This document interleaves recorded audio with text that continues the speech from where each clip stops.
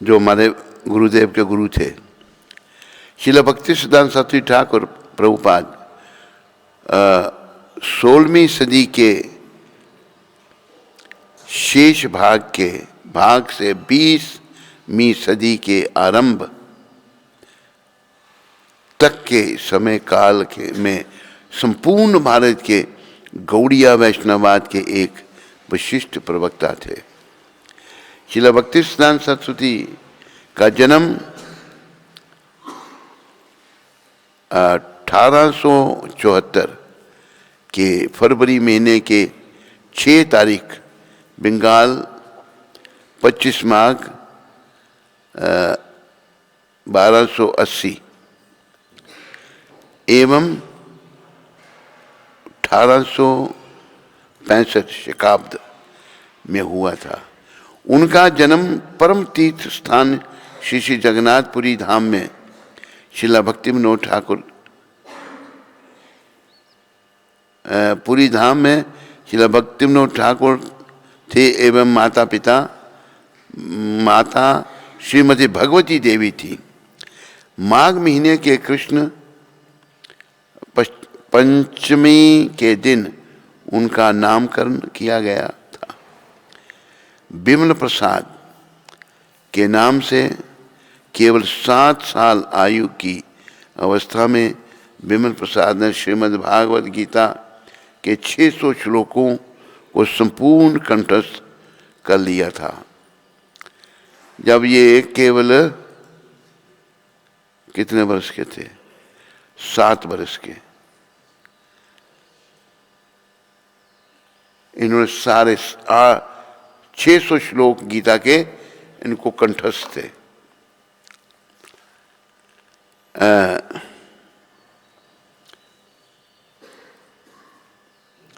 एवं प्रत्येक श्लोक की टीका को प्रांजल भाषा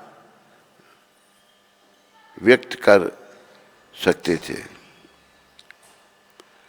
श्रील भक्ति विनोद ठाकुर ने उन्हें पुस्तक छापने की विधि एवं शुद्ध पत्रों को पढ़ने की विधि से सुशिक्षित किया था। जब तक बिमल प्रसाद 25 साल के आयु के हो गए थे, तब तक गणित शास्त्र, ज्योतिष शास्त्र एवं संस्कृति भाषा में पूर्ण पारंगत होकर एवं विद्वानों में माने जाने लगे थे। उनकी विद्वता पर विचार करते हुए सूर्य सिद्धांत से उन्हें सिद्धांत सरस्वती की उपाधि से विभूषित किया था। उनके परम पूज्य पिता के आदेश के अनुसार उन्होंने श्रीला गौरकिशोर दास बाबा जी को अपना आध्यात्मिक गुरु स्वीकार किया था। तो देखो यहाँ भी थोड़ी सी विचारने की बात आ रही है। गौरकिशोर दास बाबा जी जो थे शुद्ध भक्त भगवान के, पर इतने पढ़े लिखे नहीं थे। और भक्ति सिद्धांत प्रभुपाद तो कितने विद्वान आपने जिनको इतने श्लोक याद, इतना शास्त्रों का ज्ञान, बहुत बड़े प्रवक्ता। तो ये भक्ति विनोद ठाकुर के पुत्र थे। भक्ति विनोद ठाकुर का बड़ा योगदान है इस आंदोलन के लिए। तो भक्ति विनोद ठाकुर ने इनको कहा था आप जाके गौरकिशोर दास बाबा जी से दीक्षा लो। तो आए, उनको प्रणाम किया बाबा जी को। बाबा जी जो है वो त्याग की मूर्ति थे, बड़े उच्च कोटि के वैष्णव। गौरकिशोर दास बाबा जी कहा मैं आपसे दीक्षा लेना चाहता हूँ, मुझ पर किसी जाओ, मैं नहीं दीक्षा देता, मना कर दिया। जब मना कर दिया तो इन्होंने मन में सोचा कि अगर मुझे इस वैष्णव से दीक्षा नहीं मिल रही तो मेरा जीवन क्या है। इन्होंने शरीर को समाप्त करने का सोच लिया। तो वैष्णव अपना गौर किशोरदास बाबा जी महाराज ने कहा तुम आत्महत्या करना चाहते थे कि वैष्णव का कृपा नहीं मिलेगी तो क्या जीवन है मेरा। उन्होंने एक ही शिष्य बनाया दादा, हमारे दादा गुरु को, गौर किशोरदास बाबा जी ने इनको दीक्षा दी। तो देखो कि भक्ति ये नहीं कि कोई पढ़ा लिखा ही कर सकता है। बाबा जी अनपढ़ थे लेकिन इतने महान भक्त थे कि कोई उनकी तुलना नहीं। हर समय भजन करते रहते थे, 24 घंटे भजन में लगे रहते थे। एक बार एक बहुत बड़ा सेठ आया, वो कहता है कि बाबा मैं एक हॉस्पिटल बनाना चाहता हूं आपके नाम पर। क्यों बनाना चाहता है तुम? कि लोगों का इलाज हो। बाबा जी ने क्या कहा? लोगों का इलाज हो और वो ठीक होकर इंद्रियों का तर्पण करें, विषयों को भोगें। कोई हॉस्पिटल बनाने की जरूरत नहीं, मना कर दिया उन्होंने। तो देखो इंद्रियों का तर्पण, सभी जो है भोग विलास में पड़े हुए हैं, पुरुष भी स्त्री भी। यही बंधन है, यही हमको भगवान से दूर ले जाता है। पशु पक्षियों की योनि में भी हमने यही किया, लेकिन मनुष्य शरीर में हमें संयम बरतना है, अपनी इंद्रियों का पर नियंत्रण करना है। वो होगा जो भक्ति प्रभुपाद जी ने दी है। भक्ति पथ को अंगीकार करके हम इंद्रियों का जो है दमन कर सकते हैं, इंद्रियों को वश में कर सकते हैं। अभी हम इंद्रियों के वश में हैं, पुरुष भी स्त्री भी। ऐसी हालत में शुद्धि नहीं होगी, अशुद्ध बने रहेंगे। तो बाबा जी के जीवन की और बहुत सारी घटनाएं, बड़ी दिव्य घटनाएं। एक बार एक माता जी ने एक इनको, ये माता जी के पास गए। माता बड़ी भक्त थी कि माता तुम बहुत अच्छा प्रसाद बनाती है भगवान के लिए, मैं तुम्हारे हाथ का प्रसाद पाना चाहता हूँ। तो माता कहती है बेटा मैं स्वस्थ मेरा अच्छा नहीं है, तुम अगर पाना चाहते हो मैं बनाऊंगी, पर देखना आ जाना तुम। तो माता ने बनाया, भोग लगाया भगवान को। बाबा जी नहीं आए। फिर 2-3 दिन के बाद मिले। बाबा जी को माता ने पूछा आप आए नहीं? कि बाबा माता ये तेरा पागल पुत्र जो है ना भूल गया। तो सर पर एक उन्होंने बोरी उठा रखी है कि ये क्या है सर पर? कहते ये गंगा जी की रेत है। ऐसा क्यों? कहते ये पागल पुत्र तेरा कहीं मर जाएगा, गंगा जी की रेत तो प्राप्त होगी, ये परम पवित्र है। ऐसी बाबा जी की बड़ी दिव्य भावना थी। तो वो बाबा जी इतने पहुंचे हुए वैष्णव थे, इतनी तपस्या, इतना वैराग इनमें था, वर्णन करना मुश्किल है। तो भक्ति सिद्धांत महाराज जो बड़े विद्वान थे, उन्होंने एक शुद्ध भक्त को अपने पिता के कहने पर अपना गुरु बनाया। तो शुद्ध भक्ति जिसमें है उसका जीवन सार्थक है, चाहे वो कोई है। ऐसे कहा ना कि जात पात पूछे नहीं कोई, हरि को भजे सो हरि का होए। और हमारे पुराणों में भी वर्णन आता है, जो भक्त बन गया वो सबके लिए पूजनीय है, सबके लिए वंदनीय है। ये भक्ति पथ ही हमको भगवान से मिला सकता है। भक्ति सिद्धांत महाराज भी बड़े महान भक्त हुए। उन्होंने जो है अखंड ब्रह्मचारी, उनके नैष्ठ के ब्रह्मचारी भक्ति सिद्धांत प्रभुपाद,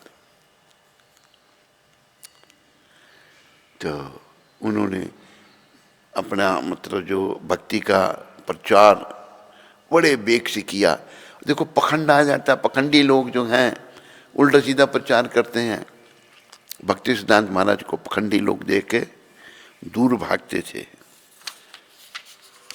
हो सकता है इसमें थोड़ा वर्णन हो। आध्यात्मिक गुरु स्वीकार किया था। यद्यपि श्रील गौर किशोर दास बाबा जी बहुत जाने माने संत एवं महान कृष्ण भक्त थे, परंतु उनको अक्षर ज्ञान नहीं था, अक्षरों का ज्ञान नहीं था उनको। सिद्धांत सरस्वती उच्च शिक्षित होते हुए भी इतने विनम्र थे एवं अभिष्ट लक्ष्य के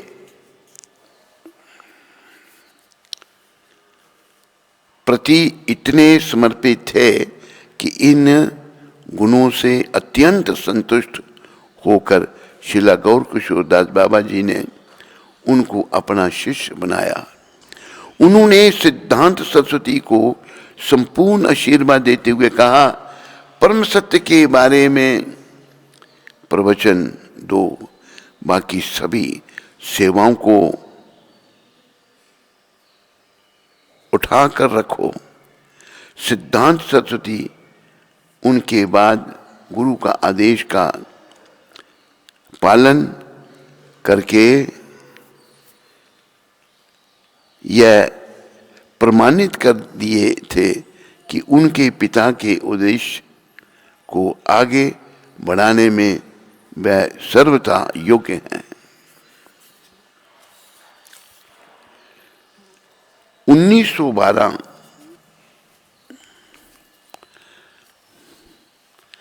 में सिद्धांत सरस्वती अपने पिता की पवित्र सज्जन तोषणी के संपादक बने एवं कृष्ण भावनामृत के प्रचार कार्य के लिए भागवत प्रेस की स्थापना की।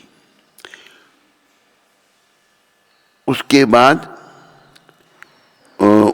1918 में सिद्धांत सरस्वती संन्यास लिया और उस समय उनको शिला भक्ति सिद्धांत सरस्वती गोस्वामी महाराज के नाम से भूषित किया गया। संपूर्ण भारत में कृष्ण भावना के प्रचार कार्य हेतु उन्होंने 64 गौड़िया मठों की स्थापना की। इन मठों में मुख्य मठ श्री श्री चैतन्य महाप्रभु के जन्मस्थान श्री धाम मायापुर में प्रतिष्ठित है। शिला भक्ति सिद्धांत सरस्वती ने कृष्ण भावनामृत को 20वीं सदी के प्रगतिशील तकनीकी ज्ञान एवं उस पर आधारित विशेष सामाजिक गठन पर विशेष रूप से ध्यान देते हुए उसी के अनुसार योग्य आकार दिया।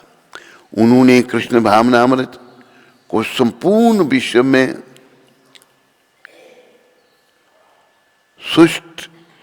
सुशिष्ट रूप से प्रचार करने के लिए सबसे ज्यादा असरदार उपाय पुस्तक मुद्रण के केंद्रों को कहा है। उन्होंने कई महत्वपूर्ण ग्रंथों का स्वयं अनुवाद किए थे, अनेक टीकाएं लिखी, कई दार्शनिक रचनाएं की। शिला भक्ति सिद्धांत सरस्वती पहले आध्यात्मिक गुरु हैं जिन्होंने अपने सन्यासी शिष्यों को भी पाश्चात्य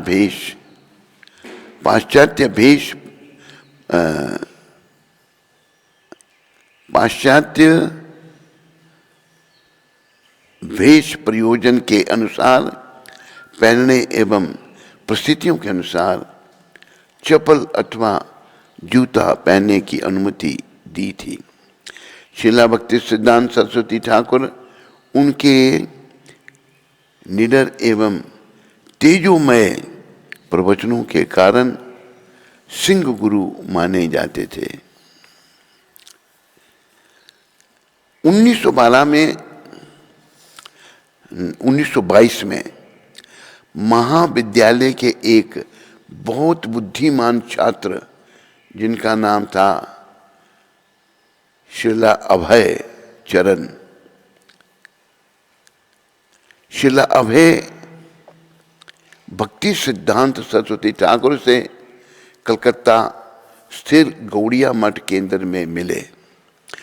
उनसे मिलते ही श्रीला भक्ति सिद्धांत सरस्वती ठाकुर ने श्री अभय चरण से कहा कि वह पाश्चात्य देशों में कृष्ण भावनामृत का प्रचार अंग्रेजी भाषा में करें। यद्यपि श्री अभय चरण ने उनके आदेश का पालन उसी समय पालन करने में समर्थ नहीं थे, परंतु वे गौड़िया मठ के एक कार्यकारी समर्थक बन गए।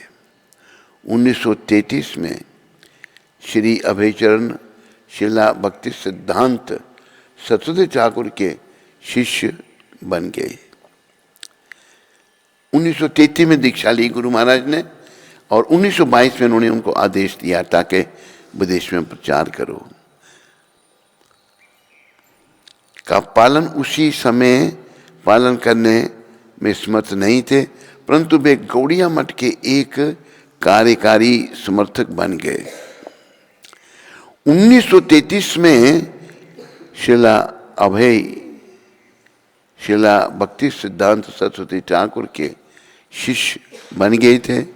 बाद में श्रीला भक्ति सिद्धांत सरस्वती ठाकुर श्रीला अभय चरण को अभय चरणारविंद नाम से भूषित किया था।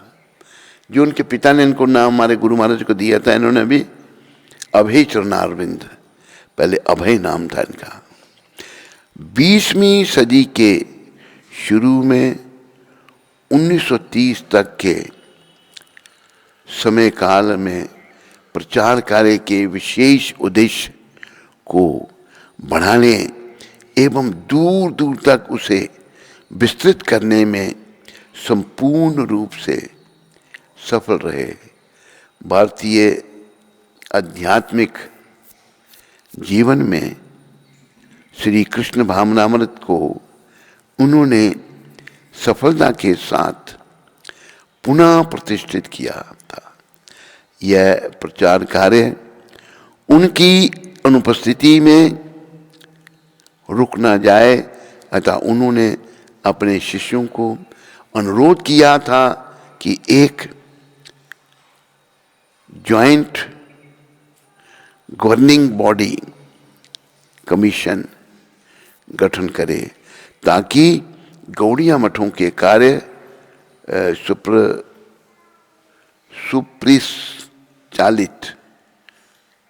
सुपरिचालित रूप से बरकरार रहे। 1936 में 1 जनवरी को श्रीला भक्ति सिद्धांत सरस्वती गोस्वामी महाराज ने अपने यह लौकिक लीलाओं को संपन्न किया। तो भक्ति सिद्धांत महाराज जो हमारे गुरु महाराज के गुरु थे, इन्होंने भी बड़ा कार्य किया और इन्होंने ही प्रभुपाद जी को पहली भेंट में पहचाना था, और पहली भेंट में ही जो है प्रभुपाद हमारे सद्गुरुदेव इनसे प्रभावित हो गए थे और सारी उम्र लगे रहे और सारी दुनिया में भक्ति का प्रचार किया। प्रिय भक्तों व माताओं, जीवन का उद्देश्य ये ध्यान में लाओ कि एक ही है, भगवत प्राप्ति करना। ये मनुष्य शरीर जैसा कि प्रभुपाद कृपा से हम कहते हैं खाने पीने सोने के लिए, इंद्रियों के तर्पण के लिए नहीं है, जो पशु पक्षी भी करते हैं। अंतर ये है कि हम लोग इस मनुष्य शरीर में भगवत प्राप्ति कर सकते हैं और पशु पक्षी नहीं कर सकते। बोलो पतित पावन शिला प्रभुपाद की, बोलो पतित पावन शिला भक्ति सिद्धांत सरस्वती ठाकुर महाराज प्रभुपाद की।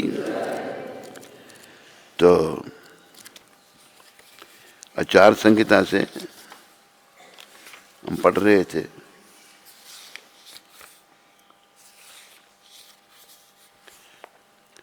सदाचार प्रशंसा। आचार्यहीनम न पुनन्ति वेदा यत्पय दिता सह षड विरंगे छंदास येन मृत्यु काले त्यजंती नीलम शुकुंता इव जात पक्षा।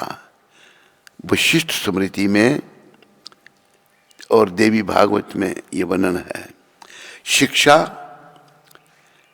कल्प, निरुक्त, छंद, व्याकरण और ज्योतिष, इन 6 अंगों सहित अध्ययन किए हुए वेद भी आचारहीन मनुष्य को पवित्र नहीं कर सकते। जो आचारहीन है, कितना वो विद्वान है, लेकिन वो पवित्र नहीं हो सकता। मृत्यु काल में आचारहीन मनुष्य को वेद वैसे ही छोड़ देते हैं जैसे पंख उगने पर पक्षी अपने घोंसले को। अभी देखो, जो आचारहीन है, अंतकाल में उसको, मृत्यु काल में आचारहीन मनुष्य को वेद वैसे ही छोड़ देते हैं जैसे पक्षी जब बड़े हो जाते तो अपने घोंसले को छोड़ देते हैं। वो तो आचारवान बनना बड़ा आवश्यक है। मनुस्मृति में एक श्लोक कहा गया है, आचारा लभते हयायूरा चाराधिपता प्रजा आचारा धनम ख्य या धनम क्षयमाचारो हंताय लक्षणम। मनुस्मृति में लिखा है, मनुष्य आचार से आयु को प्राप्त करता है, आचार से अभिलाषित संतान को प्राप्त करता है, आचार से अक्षय धन को प्राप्त करता है और आचार से अनिष्ट लक्षण को नष्ट कर देता है। तो आचारवान बनना जो है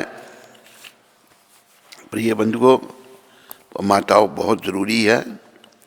आज लोग जो हैं आचारहीन हो रहे हैं।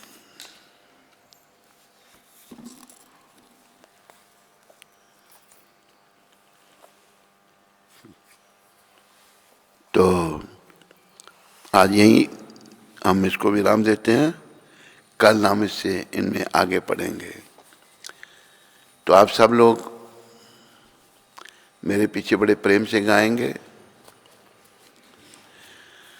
जय राधा माधवा कुंज बिहारी जय,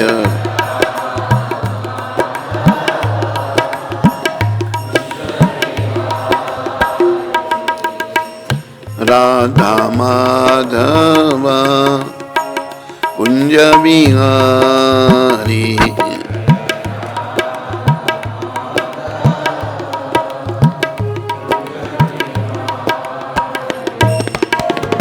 गोपी जन बल्लवा गिरिवरधारी,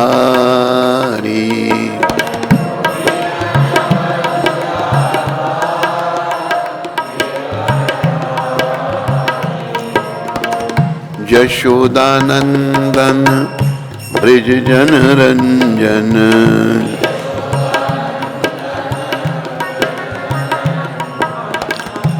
यशोदानंदन ब्रज जन रंजन,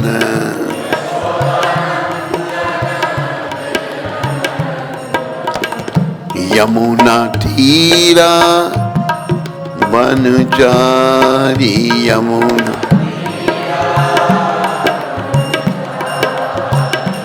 जय राधा माधवा कुंज बिहारी।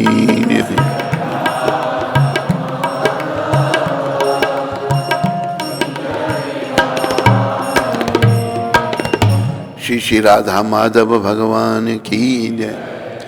जय ओम विष्णुपाद परम परिविराजक चारी स्तोत्र सचरी श्रीमद् भक्ति वेदांत गोस्वामी महाराज श्रील प्रभुपाद की जय।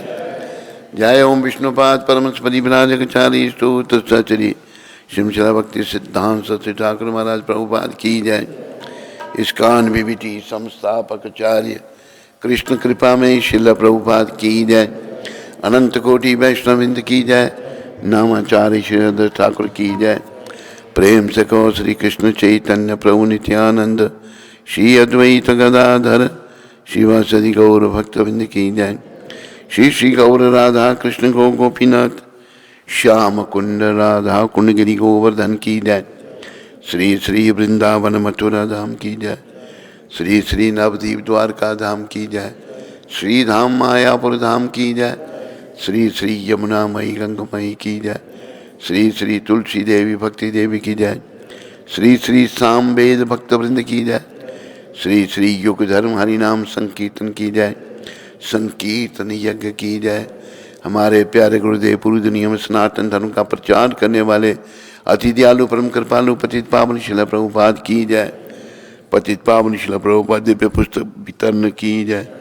ग्रंथराज भागवत महापुराण की जय। निताय गौर प्रेमानंदी, निताय गौर प्रेमानंदी।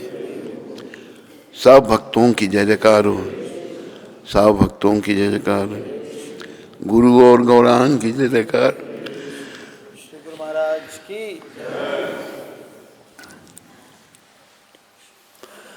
ओम नमो भगवते वासुदेवाय। ओम नमो भगवते वासुदेवाय। ओम नमो भगवते वासुदेवाय।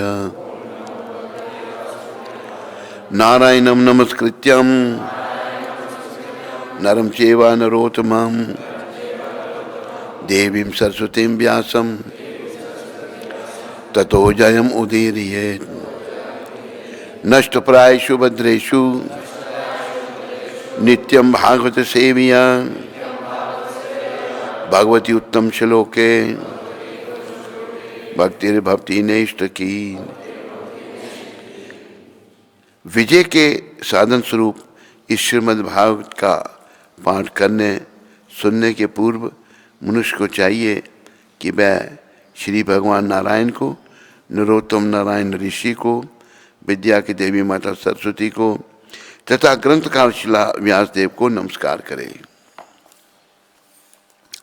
भागवत की कक्षाओं में नियमित उपस्थित रहने तथा शुद्ध भक्त की सेवा करने से हृदय के सारे दुख लगभग पूर्णता विनष्ट हो जाते हैं और उन पुण्य श्लोक भगवान में अटल प्रेमा भक्ति स्थापित हो जाती है जिनकी प्रशंसा दिव्य गीतों से की जाती है।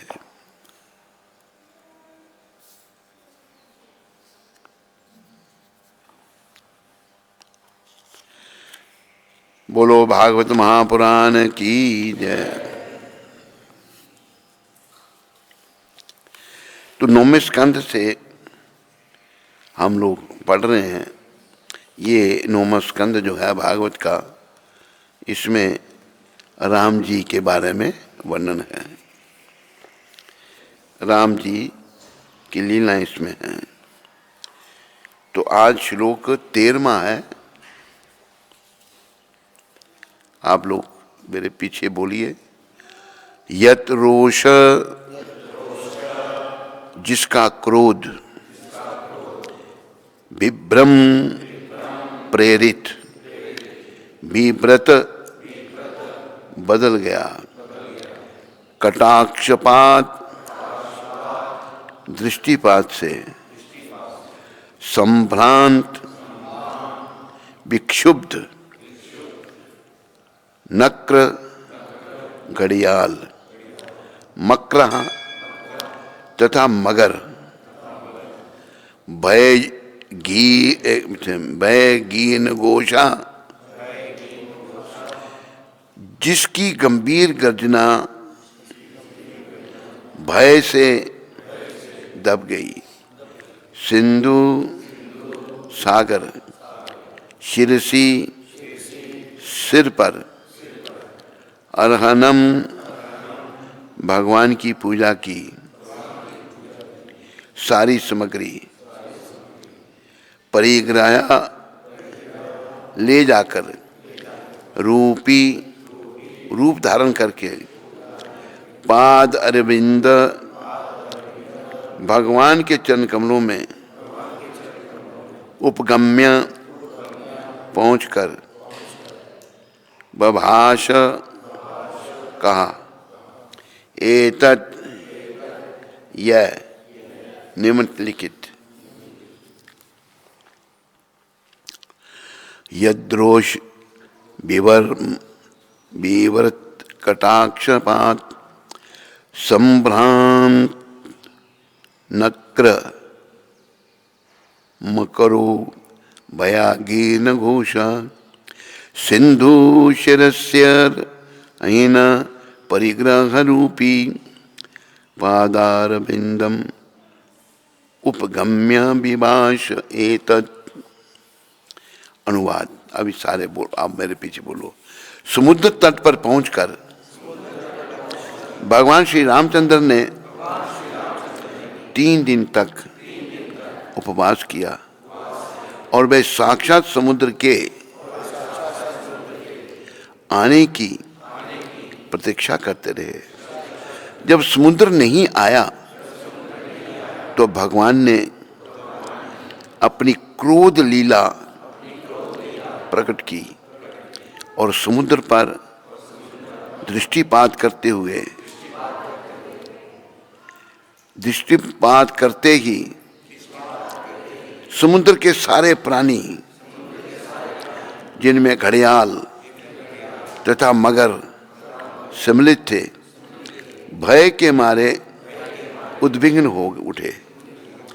तब डर के मारे शरीर धारण करके समुद्र पूजा की सारी सामग्री लेकर भगवान के पास पहुंचा। उसने भगवान के चरण कमलों पर गिरते हुए इस प्रकार कहा। तो इस श्लोक का प्रभुपाद जी ने कोई तात्पर्य नहीं दिया है, पर उनकी कृपा से हम थोड़ी सी चर्चा श्लोक पर करेंगे। भगवान जो हैं, कल के उसमें आ रहा था कि नर लीला कर रहे हैं, पर वो साधारण नर हमारे और आपकी तरह नहीं है। वो पुरुषोत्तम है, पुरुषों में उत्तम, और सारी शक्तियों से वो युक्त हैं। तो राम भगवान अभी सीता जी समुद्र के उस पार है, लंका में। तो समुद्र के उस पार जाने के लिए समुद्र के किनारे भगवान बैठे हैं और 3 दिन उपवास किया भगवान ने। लीला ये भी ना लीला भगवान। समुद्र नहीं आया, समुद्र भी नहीं पहचान पाया कि ये कौन है। तो भगवान ने जब समुद्र पर दृष्टिपात किया तो समुद्र उथल पुथल बुरी हालत हो गई, जैसा कि हमने यहाँ आपको सुनाया। तो अभी डर के मारे समुद्र ने एक रूप नाकर भगवान के आगे प्रकट हुआ और भगवान की स्तुति की, क्षमा मांगी और भगवान की पूजा की। यह थोड़ी विचारने की बात यह है, रामायण में वर्णन आता है, भय बिन होत न प्रीत, बिना डर के प्रेम नहीं होता। डर होना चाहिए हमारे अंदर।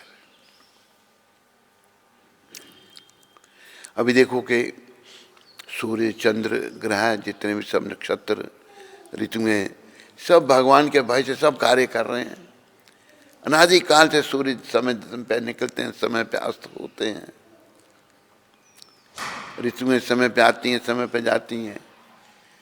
तो डर भी मनुष्य को, हमें शास्त्रों का डर होना चाहिए, भगवान का डर होना चाहिए, प्रभुपाद जी जैसे सद्गुरुओं का डर होना चाहिए, और अपना हमने जीवन सफल बनाने के लिए इन सब की आज्ञा में रहना है। तो आज्ञा सबकी यही है। अभी राम जी जो हैं वो भगवान ने नर लीलाएं कर रहे हैं। तो राम जी का एक मुझे भजन ध्यान में आ गया, हमें क्या करना चाहिए। आप सब बोलने का प्रयास करना। सीताराम सीताराम सीताराम कहिए, सीता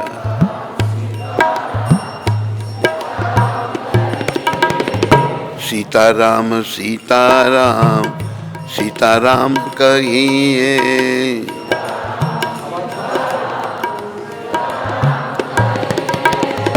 जागी विधि राखे राम, ताहि विधि रहिए।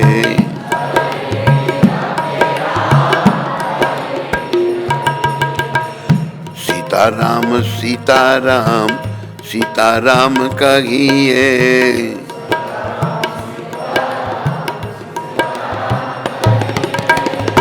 जाहि विधि राखे राम, ताहि विधि रहिए।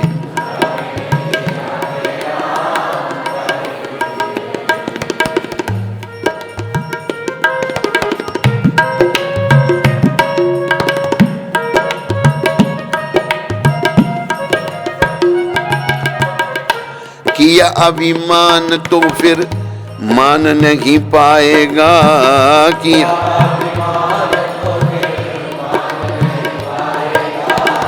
होगा प्यारे वही जो श्री राम जी को भाएगा।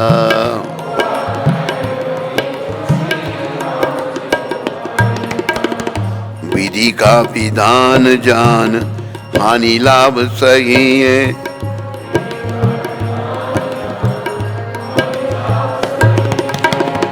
जाहि विधि राखे राम, ताहि विधि रहिए।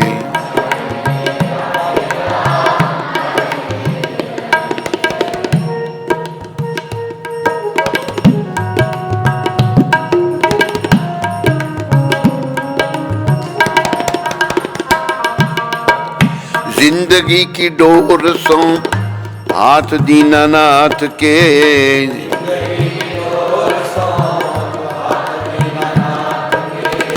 महलों में राखे चाहे, झोंपड़ी में वास दे।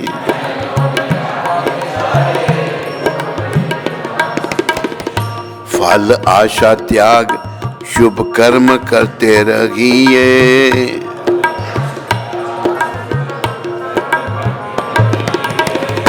जाहि विधि राखे राम, ताहि विधि रहिए।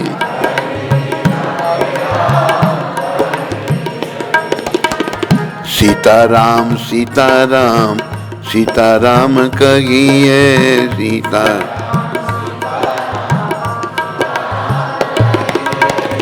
जाहि विधि राखे राम, ताहि विधि रहिए।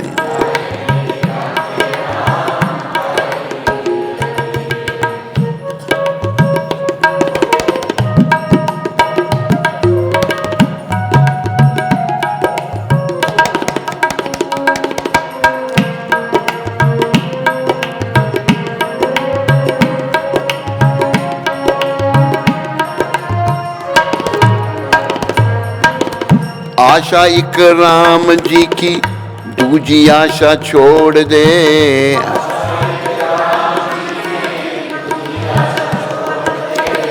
नाता एक राम जी से, दूजे नाते तोड़ दे।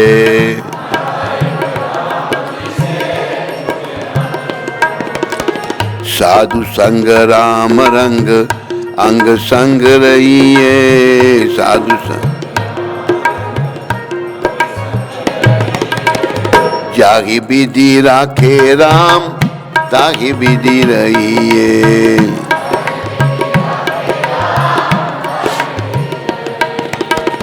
सीताराम सीताराम सीताराम कहिए।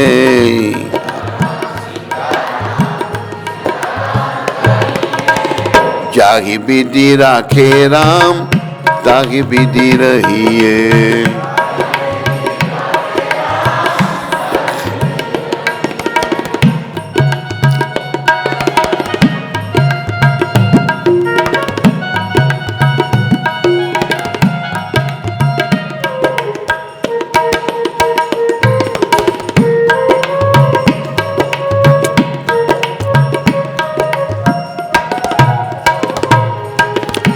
देखो राम जी की गुणगान किए जा रहे हैं। इस भजन में बड़ी शिक्षा है।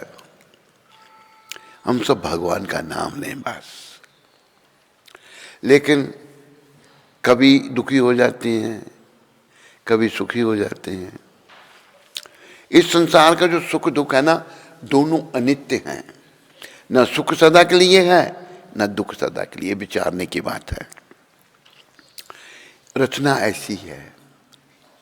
अब जैसे दिन सुख है और सुख दिन के साथ दुख रूपी रात लगी है। रात को कोई कुछ नहीं करता, सब लेट जाते हैं। इसी प्रकार सुख के साथ दुख है, दुख के साथ सुख है। तो हमें दुख में दुखी नहीं होना और सुख में सुखी नहीं होना। इनको दोनों को सहन करना और भगवान का नाम लेना। एक दृष्टांत में एक कथा आ रही थी। एक राजपूत थे, भक्त थे। तो उनका जो बेटा था उसका विवाह हो रहा है। वो घोड़ी पर चढ़ के जा रहा है। हुआ क्या, वो घोड़ी से नीचे गिरा, सर में ऐसी चोट आई कि बड़ी हालत खराब हो गई। उसको लगा कि मैं बड़ा ऐसा शरीर में जहर फैल गया, ठीक नहीं हुआ। तो उनके पिताजी उनको ज्ञान दे रहे हैं, कहते बस सब भगवान के हाथ में है, तो भगवान का सिमरन करो। तेरे मुंह पे मलाल क्या हुआ, तो दुखी क्यों हो रहा है? ये संसार तो छोड़ना है। तो बड़ा सुंदर ज्ञान दिया है उसमें। बहुत मैं प्रभावित हुआ वो सुनकर दृष्टांत। तो हम लोग सुख में सुखी हो जाते हैं और दुख में दुखी। पर सुख दुख से ऊपर उठना है हमने। तभी उठ पाएंगे हम जब भगवान की शरण में जाएंगे, जब हम विषय विकारों का त्याग करेंगे। पुरुष स्त्री चिंतन का त्याग करेगा, स्त्री पुरुष के चिंतन का त्याग करेगी, तभी ऊपर उठ पाएंगे। नहीं तो हम बस बंधन में पड़े रहेंगे, बुद्धि मलिन रहेगी और कुछ समझ नहीं पाएंगे। ऐसे जीवन बीत जाएगा, एक दिन मृत्यु द्वार पर आके खड़ी हो जाएगी हमको ले जाने के लिए। तो कहा कि किया अभिमान तो फिर मान नहीं पाएगा। अभिमान क्या है? अभिमान, जब हम दो प्रकार के अभिमान प्रभुपाद जी ने समझाए हैं। एक है मिथ्या अभिमान, एक है सही अभिमान। मिथ्या अभिमान क्या है? बच्चे को लग जाओ तो। मिथ्या अभिमान जो है वो ये है कि अपने आप को शरीर समझ रखा है। ये मिथ्या अभिमान है। शरीर क्यों समझा हमने अपने आप को? जब शरीर के कार्य में लगे, खाने पीने सोने में लगे, इंद्रियों के तर्पण में लग गए, स्त्री चिंतन में लग गए, पुरुष चिंतन में लग गए, तो शरीर के स्तर पर आ गए। पर आध्यात्मिक जीवन की शुरुआत यहाँ से होती है। हम ये शरीर नहीं है। हम ये शरीर नहीं तो फिर कौन हम? हम इस शरीर के भीतर जो जीवात्मा है वो है। हम ये शरीर नहीं। अहम ब्रह्मास्मि, मैं ब्रह्म हूं। ये सही अभिमान है। पर मिथ्याभिमान से हम सब भरे पड़े हैं। कई रोग लग गए हैं हमको। एक रोग बहुत बड़ा हमको मिथ्याभिमान में क्या लगा है? परापेक्षा। इसको समझो सारे। दूसरों से अपेक्षा करनी, ये बहुत बड़ा रोग है। हमने किसी से कोई अपेक्षा कर ली, अच्छी की या बुरी की, वो कैसे हमारी अपेक्षा के मुताबिक कार्य करेगा? वो अपने ढंग से काम करेगा। जब हमारी अपेक्षा पूरी नहीं हुई तो हमारा दिमाग खराब हो जाता है, पागल हो जाते हैं। तो वृद्धावस्था में शरीर के स्तर पर जब हैं ये रोग लगे हुए हैं, कृपया ध्यान दो। हमने इन रोगों से मुक्त होना है। मुक्तावस्था की ओर आगे बढ़ना है, आत्मा के स्तर पर जाना है। पहली बात सबको ये ध्यान में रखनी चाहिए, पुरुष या स्त्री को, कि मैं ये शरीर नहीं हूं। शरीर संबंधी मैंने कोई कार्य नहीं करना, मैंने इस शरीर से आत्मा संबंधी कार्य करना, आत्मा का उत्थान करना है। पशु पक्षियों को भी शरीर मिले हुए हैं, लेकिन वो शरीर संबंधी कार्य करते हैं, आत्मा के संबंधी नहीं।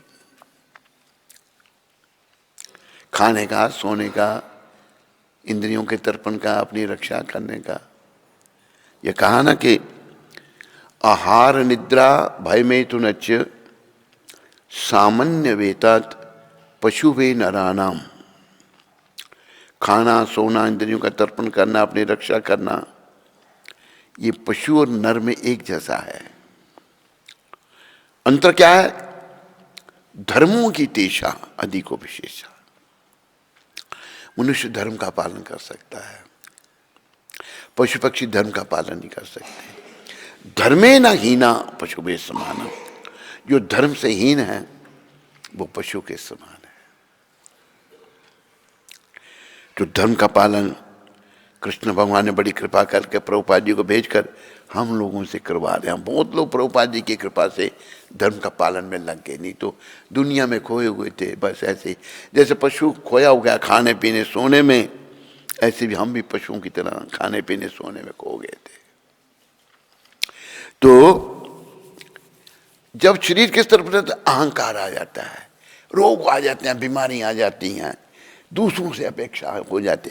देखो मैंने देखा जो शुद्ध भक्त हैं, प्रभुपाद शुद्ध भक्त, उनको देखने का मौका मिला, उनके साथ रहने का मौका मिला। कैसे थे वो? उनके जीवन की एक घटना, जब प्रभुपाद नए नए अमेरिका में गए, तो लंबी बात है मैं छोटी कर रहा हूं, उनको एक दुकान किराए पर ले ली। प्रचार यहां से शुरू हुआ। एक दुकान पहले थी, कोई आदमी जो बेचता था मैचलेस गिफ्ट। दुकान के साथ, हर दुकान के साथ वहाँ बाथरूम होता है। ले लिया प्रभुपाद जी ने। तो आए प्रभुपाद अपने कर कमलों से भोजन बनाए, भगवान को भोग लगाए और फिर वो हिप्पियों को खिलाए, जो बिल्कुल दुनिया में खोए हुए थे। वो महान हिप्पी क्या करें? खा पी कर जूठे बर्तन छोड़ के चले जाएं। उनमें से एक बाद में लिख रहा है प्रभुपाद जी को, जो ऑफरिंग में प्रभुपाद जी को उनकी व्यास पूजा पर लिख रहा है, प्रभुपाद हम इतने पतित लोग, जब हम शुरुआत में आपके पास आए 26 सेकंड एवेन्यू में, आप हमको इतना अच्छा प्रसाद खिलाते थे और हम खाकर जूठे बर्तन छोड़ के चले जाते थे, और प्रभुपाद उन बर्तनों को धोते थे। ये नहीं भाई देखो इतने महान वैष्णव जूठे बर्तन धो रहे हैं, भाई लोगों को पता ही नहीं है। उनसे अपेक्षा नहीं की उन्होंने। जब उनको समझ आई फिर वो सब कार्य करने लगे ठीक तरह से। तो हमें ये अपेक्षा रूपी रोग बड़ा भीषण है, इसको याद रखो। छोटे से लेकर बड़े तक सब में ये बीमारी लगी हुई है, इसको समझो।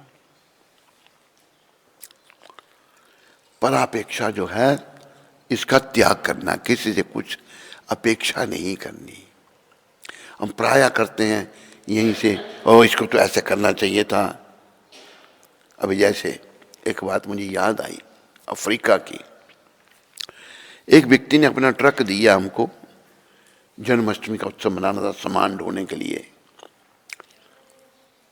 तो कहता है कि भाई एक शर्त है,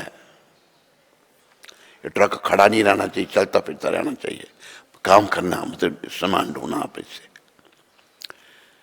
तो ढोया सामान जो भी इधर से उधर जहाँ से लाना। तो वो जब मंदिर में आया, जब तो देखा तो ट्रक खड़ा है, उस पर बिगड़ गया। वो ट्रक खड़ा क्यों है ये? हर वे कभी थोड़े टाइम के लिए खड़ा भी होना पड़ेगा उसको। तो बड़ा गुस्सा करने लगा वो।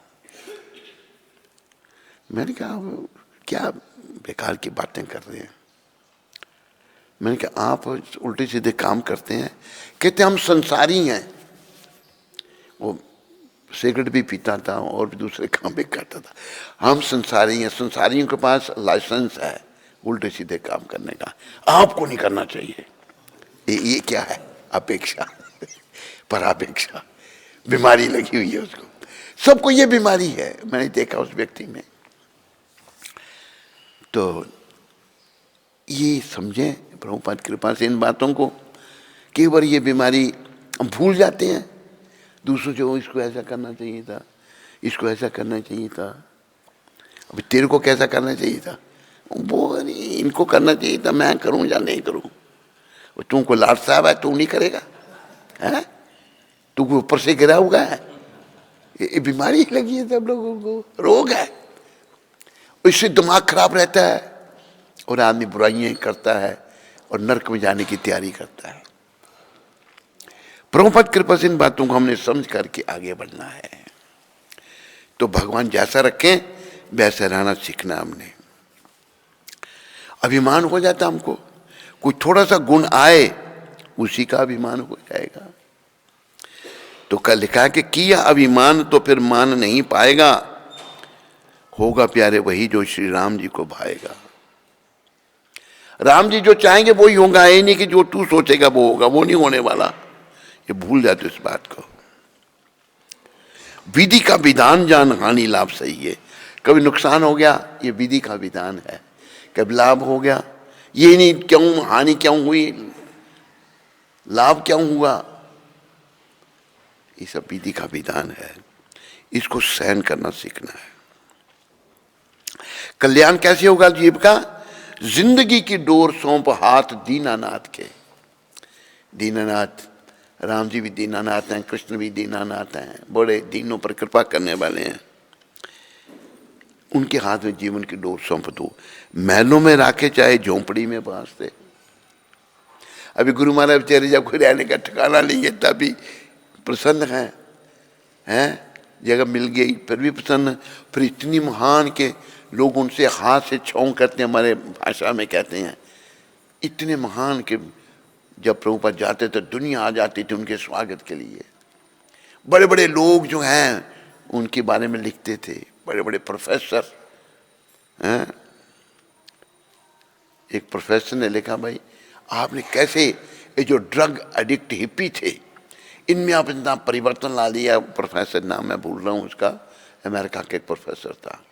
ये तो बहुत बड़ा मिरेकल है, चमत्कार है। वो भी समझता जब बेचारे गुरु महाराज लोगों के बर्तन धोते थे जूठे, अभी इतना सम्मान उनका है कि अब सोच नहीं सकते, दोनों में बराबर हैं वो। क्योंकि उन्होंने अपने जीवन की डोर भगवान दीननाथ कृष्ण के हाथ में सौंप रखी है। भगवान चाहे महलों में रखें या किसी झोंपड़ी में रख दें, दोनों में बराबर। यही नहीं मैं महलों में रहूंगा ना, तेरी वैल्यू कोई नहीं है, तो कुछ नहीं, बेकार है।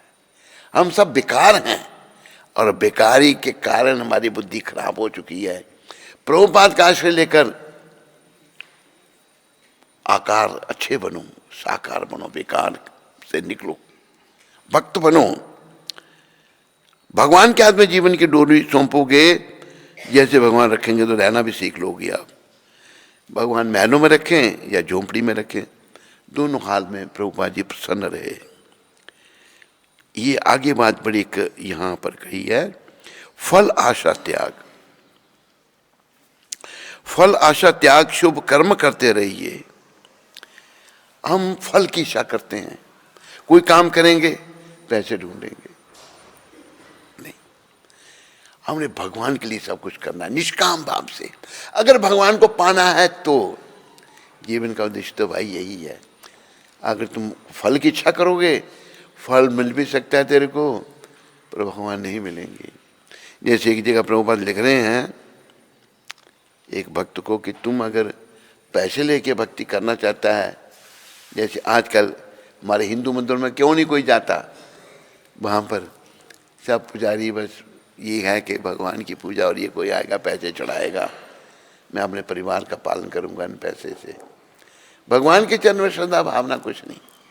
आज प्रभुपाद की कृपा से मंदिरों में जो सुंदर श्रृंगार होने लगा भगवान का। ये प्रभुपाद जी की देन है, पहले नहीं होता था। तो फल आशा, हम शुभ कर्म क्या है? भगवान की भक्ति, भगवान का भजन, भगवान का कीर्तन। भक्ति 9 प्रकार की: श्रवणम, कीर्तनम, विष्णु, स्मरणम, पाद सेवनम, अर्चनम, वंदनम, दास्यम, साख्यम, आत्मनिवेदनम। 9दा भक्ति। जब ये भक्ति हम करेंगे तो फल की इच्छा नहीं करनी, कुछ नहीं चाहिए, केवल कृष्ण प्रेम, बिना कुछ के भी नहीं, कृष्ण प्रेम चाहिए, बदले में और कुछ नहीं। फल आशा त्याग शुभ कर्म करते रहिए, जाय विधि राखे राम ताही विधि रहिए। फिर आखिर में लेखक लिख रहे हैं, आशा एक राम जी की, दूजी आशा छोड़ दे। बहुत सारी आशाएं हमारे मन में, ये वो सब छोड़ दो, राम जी से आशा करो, कृष्ण भगवान से आशा करो। आशा एक राम जी की, दूजी आशा छोड़ दे, नाता एक राम जी से, दूजे नाते तोड़ दे। संसार में नाते बना रखे हम, नाते रिश्तेदार, ये सब यहीं क्या यहीं रहेंगे, कोई साथ नहीं देने वाला।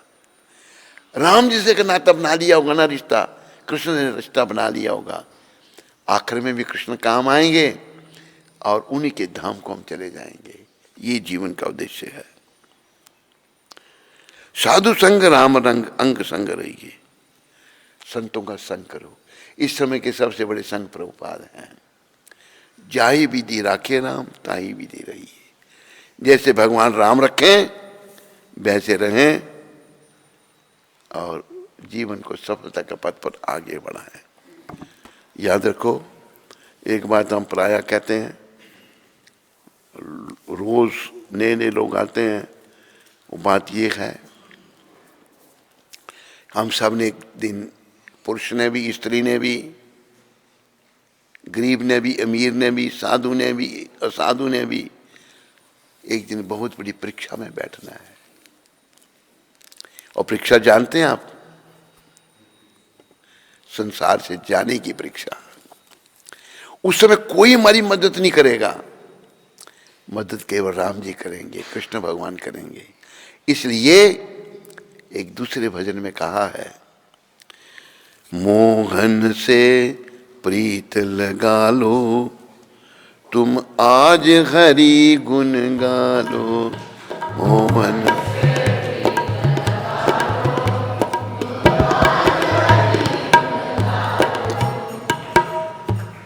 भगवान से प्रीत लगाओ, भगवान के गुण गाओ। मोहन से प्रीत लगा लो, तुम आज हरि गुण गा लो।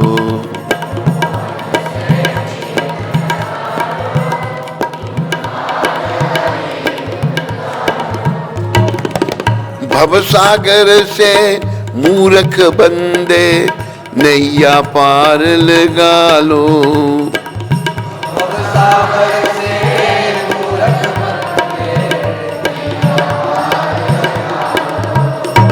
मोहन से प्रीत लगा लो, तुम आज हरि गुण गा लो।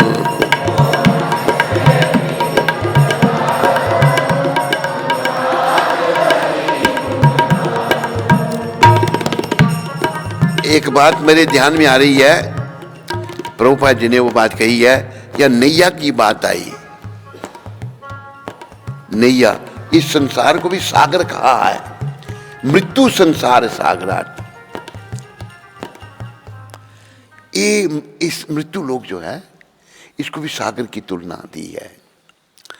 तो एक बार एक वैज्ञानिक, बहुत पढ़ा लिखा, जिसे ये जो भौतिक विद्या, ये जीव को अहंकार आ जाता है इसका, मैं बहुत विद्वान हूँ, कोई कीमत नहीं इसकी। कई बार जो आध्यात्मिक तौर पर आएगा उनको भी अभिमान आ जाता है, वही बेकार हो जाते हैं।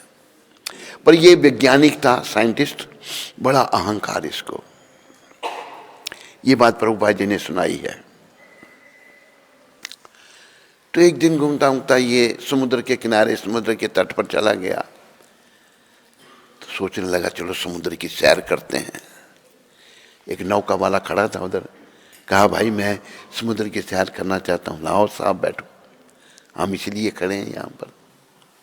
उसने उसको बिठाया नौका में और वो चप्पू चलाने लगा।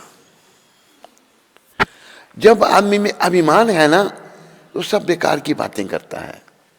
तो इस विज्ञानी को बड़ा अभिमान था। उस नौका चलाने वाले को कहता है, अरे भाई तेरे को कोई फिजिक्स का ज्ञान है? कि साहब मैं अनपढ़ हूं, मैं खाली नौका चलाना जानता हूं और कुछ नहीं।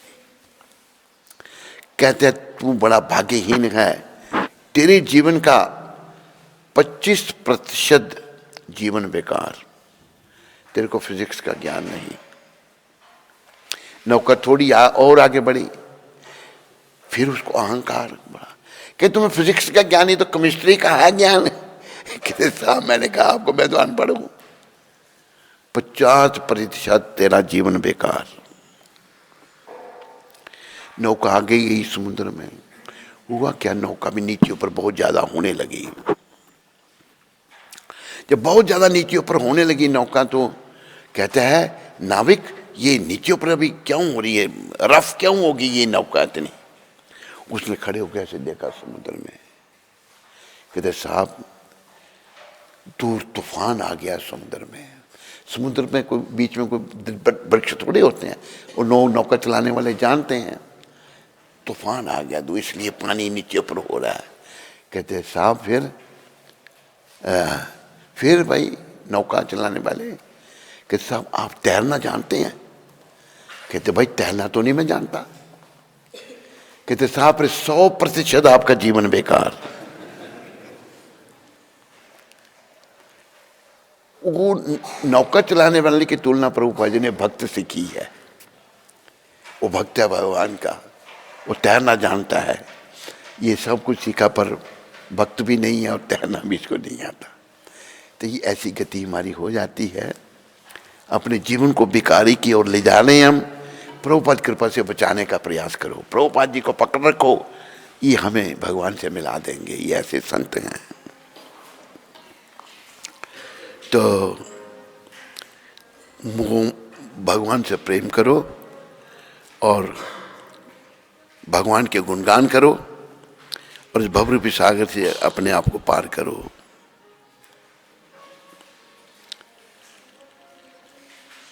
मोह माया में फंस कर पगले हीरा जन्म गंवाए,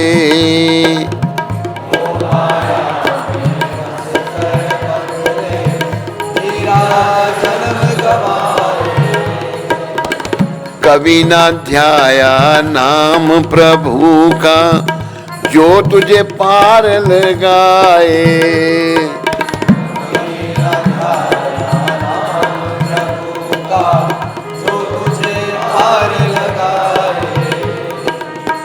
कर्म कमा लो बिगड़ी बना लो, कर्म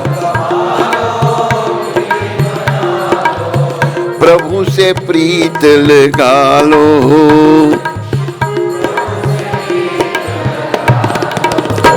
मोहन से प्रीत लगा लो, तुम आज हरि गुण गा लो। राम जी की आरती। श्री राम जय जय राम।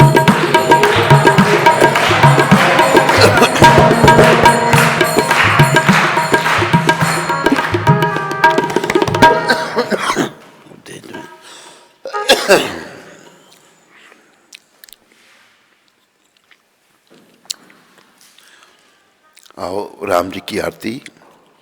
हे राजा राम तेरी आरती उतारूं,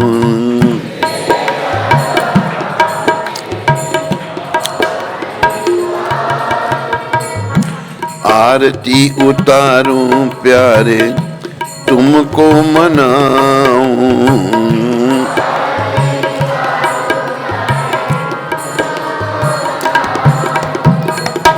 अवध बिहारी तेरी आरती उतारूं।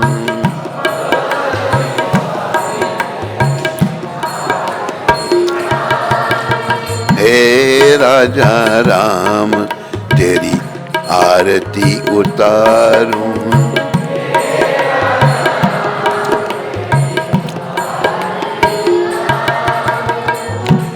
कनक सिंहासन रजत जोड़ी,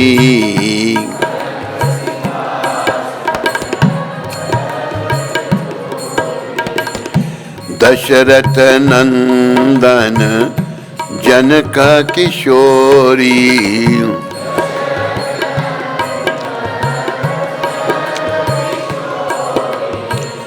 युगल छवि को सदा निहारूं।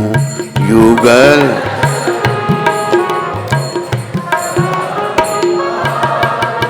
हे राजा राम तेरी आरती उतारूं।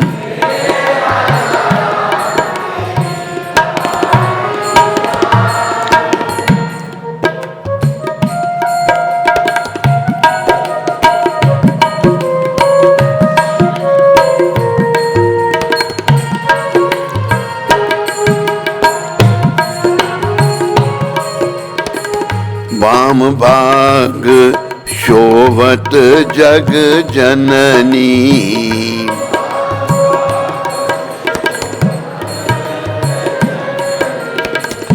चरण विराजत है सुत अंजनी।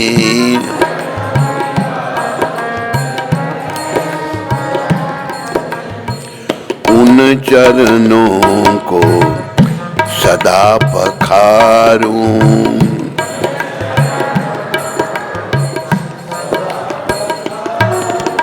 हे राजा राम तेरी आरती उतारूं।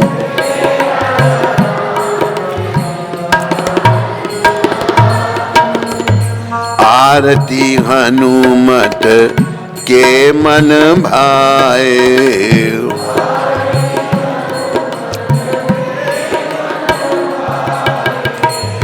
राम कथा नित शिव जी गाए।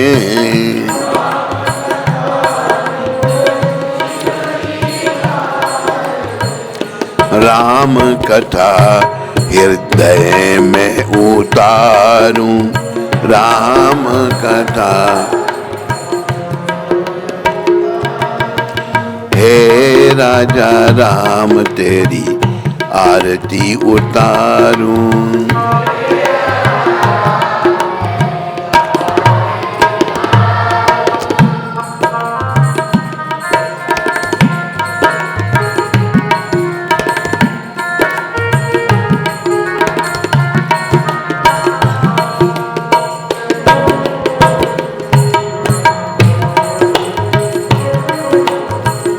चरणों से निकली है गंगा प्यारी,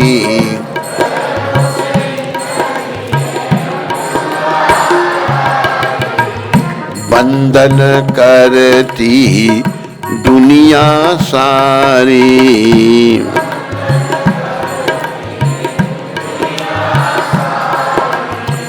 उन चरणों में शीश नभाऊं। उन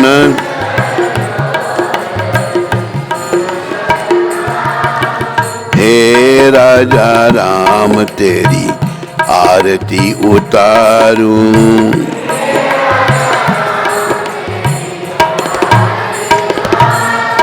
अवध बिहारी तेरी आरती उतारूं।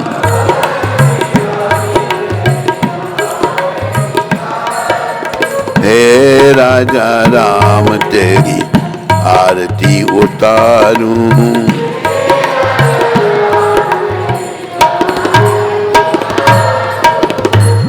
बोलो रामचंद्र भगवान की, बोलो सीताराम लक्ष्मण हनुमान की, बोलो भरत भरत शत्रुघ्न जी महाराज की।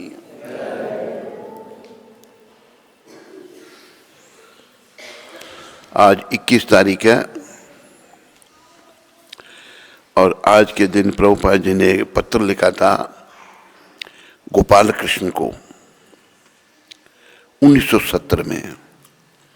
मुझे यह जानकर अत्यंत प्रसन्नता है कि तुम अपने आध्यात्मिक कार्यों को अच्छी तरह कर रहे हो और अपराध ना करने के प्रति सदैव सोचते रहते हो। श्री कृष्ण और उनके प्रतिनिधि गुरु की सेवा करते समय हमें सदैव थोड़ा भयभीत रहना चाहिए, अर्थात अत्यंत सावधान। इस भाव से तुम कृष्ण भावना में प्रगति करोगे।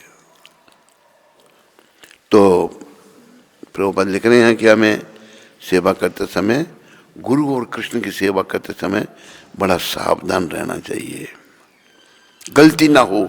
गलती होगी तो हमारी प्रगति रुक जाएगी।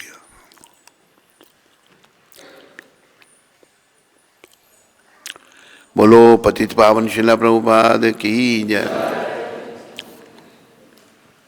हरे कृष्ण। सचिन शर्मा जी हैदराबाद से। हाँ? सचिन शर्मा हैदराबाद से। कौन से शर्मा? सचिन शर्मा हैदराबाद। सचिन सुनाई नहीं देता ऐसे, पतित शर्मा लग रहा था ऐसे। हरे कृष्ण गुरु महाराज जी, आपके चरणों में कोटि कोटि दंडवत प्रणाम। शिला प्रभुपाद की जय। आपकी महत कृपा से यहाँ हैदराबाद में एक इस्कॉन मंदिर का नया प्रोजेक्ट इस्कॉन मियाँपुर शुरू होने जा रहा है और वहाँ के जो प्रेसिडेंट हैं श्रीपाद श्री राम प्रभु जी ने मुझे फूड फॉर लाइफ और फंड रेजिंग की सेवा के लिए पूछा है। गुरु महाराज, मैं आपके प्रवचन के माध्यम से सुनता हूँ कि हमें निष्काम भाव से सेवा करनी चाहिए और मुझे कोई पद और वेतन की कोई आकांक्षा नहीं है। गुरु महाराज के बताए रास्ते पर ही चलना चाहता हूँ, तो मैं आपकी आज्ञा लेना चाहता हूँ ताकि मैं सेवा भली भांति निष्काम भाव से कर सकूं। आपका सेवक सचिन शर्मा। सचिन जी, बहुत अच्छी बात है कि आप निष्काम सेवा करना चाहते हो। देखो, जो निष्काम सेवा करेगा वही तरेगा, जो नौकरी करेगा वो मरेगा। दुनिया नौकरी कर रही है, दुनिया पैसे के लिए काम कर रही है, लेकिन प्रभुपाद जी ने हमें कृष्ण की निष्काम सेवा करने के लिए कहा है। तो मेरी शुभकामनाएं सचिन शर्मा जी आपके साथ में हैं। आप ये करो और जीवन को सफल करो और ये मन में बना लो, ये धारणा कर लो कि इस जन्म में मुझे भगवत प्राप्ति करनी है। और वैसे कार्य का भगवत प्राप्ति के लिए जो भी कार्य करना है भगवान की प्रसन्नता के लिए, कृष्ण की प्रसन्नता के लिए करना है और निष्काम भाव से। संसार में जैसे बहुत बड़ा निष्काम का उदाहरण प्रहलाद महाराज हैं। जब प्रहलाद महाराज के पिता हिरण्यकशिपु को नरसिंहदेव ने मार दिया और अभी भगवान बड़े क्रुद्ध हैं, उनके भक्त को बड़ा कष्ट दिया गया। ब्रह्मा जी, शिव जी, इंद्र, चंद्र, गणपति सब डर रहे हैं, महाप्रलय हो जाएगी। भगवान जहाँ चरण रखते हैं धरती डोल जाती है। तो ब्रह्मा जी जिन्होंने वरदान दिया था हिरण्यकशिपु को, बुलाए बेटा इधर आओ, जाओ भगवान के पास। सब डर रहे हैं, प्रहलाद जी नहीं डरे, गए 5 बरस के बालक भगवान के पास। भगवान ने जब उनको देखा तो भगवान शांत हो गए, गोद में बिठाया, सर पे हाथ पड़ा। बेटा तूने मेरी बड़ी भक्ति की और इतने कष्ट में भी तूने मेरी भक्ति नहीं छोड़ी, मैं तुम पर बहुत प्रसन्न हूं, बेटा वर मांगो। सचिन शर्मा जी ये सुनिए बात ध्यान से। प्रहलाद जी ने कहा, प्रभु आपकी भक्ति ये कोई व्यापार थोड़ा है, मैं बनिया थोड़ा हूँ। मैंने भक्ति की तो बदले में क्या चाहिए, मुझे कुछ नहीं चाहिए, बस आप चाहिए। तो आप तो, मैं आपकी गोद में बैठा हूं। लेकिन भगवान हम लोगों को शिक्षा देने के लिए बार बार आग्रह कर रहे हैं। प्रहलाद जी से कह रहे हैं मांगो मांगो। प्रहलाद जी सोच रहे हैं कि भगवान मांगने के लिए कह रहे हैं, नहीं मांगूंगा तो भगवान नाराज हो सकते हैं। कहा है कि जो प्रहलाद महाराज बड़े चतुर हैं, जे कृष्ण भजे से ही बड़ा चतुर। तो कहते हैं भगवान मांगने के लिए कह रहे, नहीं मांगूंगा तो नाराज हो जाएंगे। अच्छा प्रभु देना ही है तो मेरे पिता को क्षमा कर दो, उसने बड़े अपराध किए आपके चरणों में। तो प्रश्न उठा, तेरा पिता इतने कष्ट तेरे को दे रहा था, बहुत कष्ट दिए, मारने का प्रयास किया, कोई कमी नहीं रखी। कहते कौन किसको कष्ट देता, मेरे ही कर्म थे, ये समझ है। प्रहलाद महाराज मांगा तो क्षमा कर दी। शुद्ध भक्त हैं। जो उनका पिता, जो उनका शत्रु था, जो उनको इतने कष्ट दिए, उसके लिए भी क्षमा मांगी। और प्रहलाद महाराज जो हैं, भगवान की कृपा उन्होंने प्राप्त की। तो प्रहलाद महाराज को तब कहा था भगवान ने, तेरे बाप को मैंने पहले ही मुक्ति दे दी है, तुम जिस जैसे तुम पुत्र हो उसकी तो 21 पीढ़ियों का उद्धार हो जाता है। तो सचिन जी, निष्काम भाव, भक्ति व्यापार नहीं है, ये लुप्त हो रहा है। ये प्रभुपाद जी ने जागृत किया था, अभी लुप्त हो रहा है। अगर निष्काम भक्ति नहीं करेंगे, पैसे के लिए करेंगे, पैसे मिल भी जाएंगे लेकिन भगवान नहीं मिलेंगे। हमें भगवान को पाना है, अपने घर को वापस जाना है, गौलोक धाम को जाना है। बोलो पतित पावन श्रील प्रभुपाद की। सीमा चौहान माता हैं? सीमा चौहान। सीमा शब्द को ठीक नहीं सुनाई देते। सीमा चौहान, शामली से। हाँ। हरे कृष्ण गुरु महाराज जी, दंडवत प्रणाम। गुरु महाराज जी कृपया करो, हम भी उधमपुर आ जाएं, आपकी और प्रभुपाद जी की कृपा के बिना असंभव है।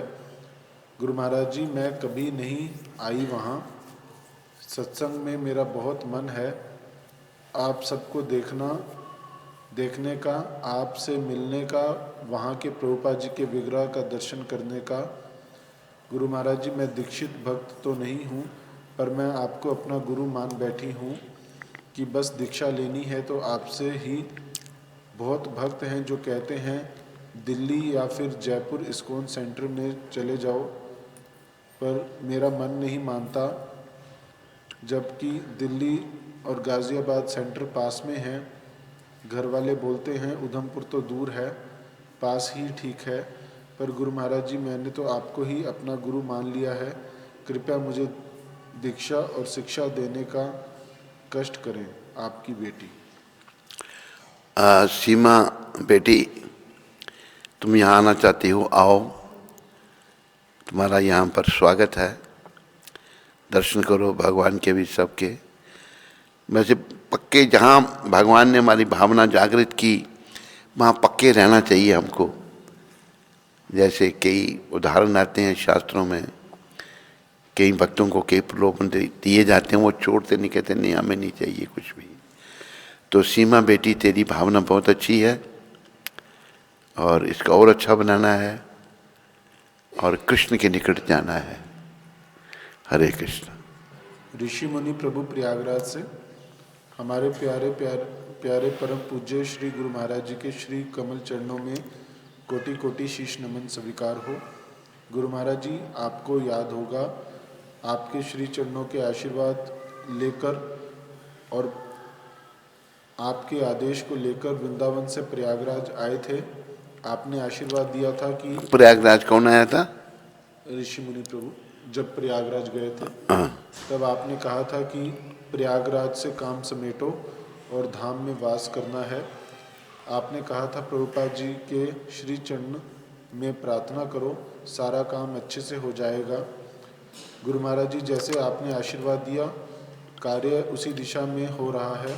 उम्मीद है आपके श्री चरणों के आशीर्वाद से कुछ ही महीनों में हम बिल्कुल फ्री हो जाएंगे, फिर आपके चरणों की शरण में ही रहेंगे और वैष्णव सेवा और संग मिले, प्रेम भक्ति मिले और जीवन का उद्देश्य है, जैसा आप हमेशा कहते हैं, कृष्ण प्रेम पाना। बस यही आशीर्वाद दें। 30 अप्रैल को श्री व्यास पूजा के लिए हम आपके चरणों में आ रहे हैं। आपका स्वस्थ सुंदर रहे, हमेशा यही प्रार्थना है प्रभुपाद जी से। आशीर्वाद के कुछ शब्द सुना दें। आप जी के श्री चरणों की शरण का ही सहारा है। आपके दासों के दास ऋषि मुनिदास और बांसुरी देवीदास। बहुत अच्छी बात है ऋषि मुनिदास जी और आपकी धर्मपत्नी, अब दोनों लग गए हो, बस यही मिशन है। प्रभुपाद जी कहते थे our mission is to save the souls. हमारा ये आंदोलन आत्माओं को बचाना है। आत्मा कैसे बचेंगी? जब परमात्मा श्री कृष्ण की शरण में आएंगी।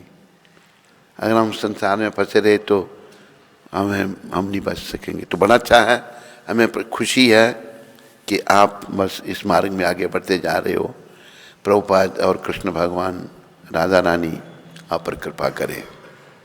गंतव्य अरोड़ा सूरत से। गंतव्य सूरत से। गंतव्य अरोड़ा। अरोड़ा। गंतव्य का जो पहले यहाँ पर। अच्छा, उसका बेटा हरिसुता। हरिसुता। हाँ, गंतव्य बोलो। हरे कृष्ण। गुरुदेव जी के चरणों में कोटि कोटि प्रणाम। गुरु महाराज जी, आज मेरा जन्मदिन है। आपसे प्रार्थना है कि आप मुझे आशीर्वाद दें और मैं निष्काम भक्ति में आगे बढ़ सकूं। गंतव्य बेटा, तुम निष्काम भक्ति करना चाहते हो, हमारी शुभकामनाएं सदा तेरे साथ में हैं। प्रभुपाद जी तेरे को शक्ति दें, तुम निष्काम भक्ति करके अपने जीवन को सफल करो। हरे कृष्णा। गंतव्य।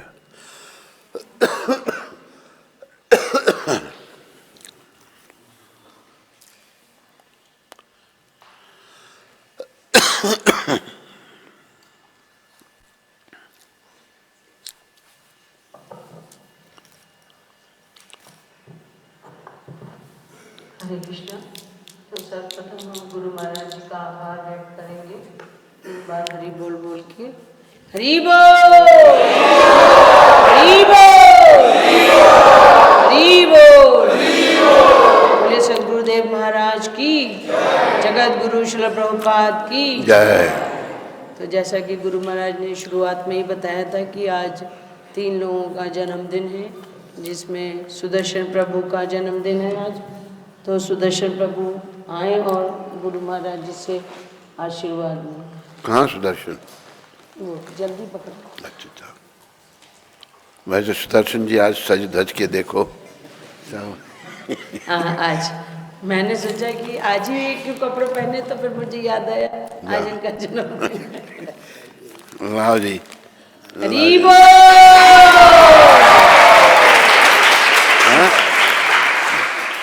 सीतापति माता जाओ जल्दी से गुरु महाराज। सुदर्शन कहते हैं प्रसाद भी दे दो। हाँ, प्रसाद भी दे दो भाई। प्रसाद ले आओ। रख दो ना महाराज जी के आगे।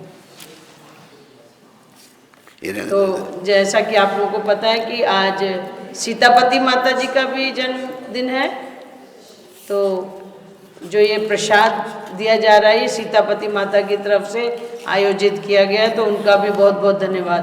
हरि बोल।